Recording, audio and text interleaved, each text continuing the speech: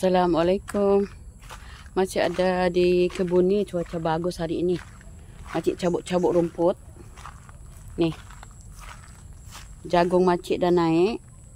Makcik cabut rumput dulu sebab tenggelam sudah dia. Tenggelam dengan rumput. So, makcik clearkan dululah. Ada yang gemuk, ada yang kurus. Bahagian sana kurus. Tu.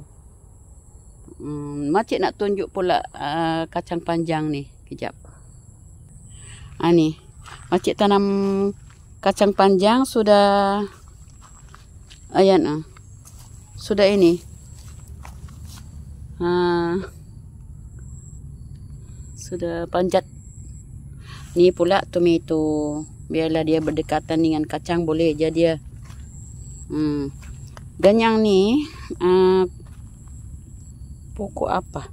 Pokok timun, tapi dah macam sudah ada bunga ni. Macam sudah ada bunga. Bunga lah kot kan?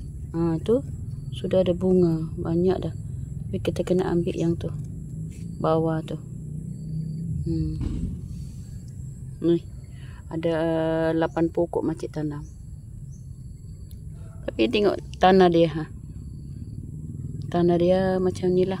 Tapi makcik dah letak yang abuk bakar-bakar ni.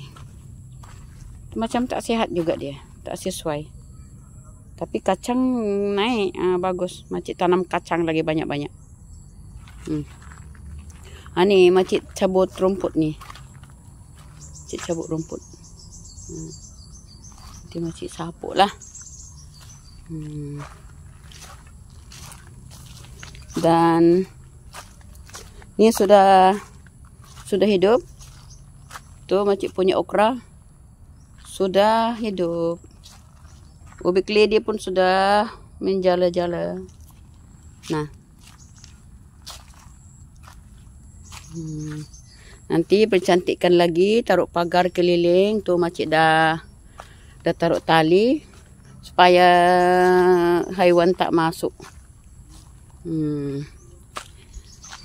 Nanti kalau dah pasang pagar nanti, cantiklah dia, kejadian dia nanti.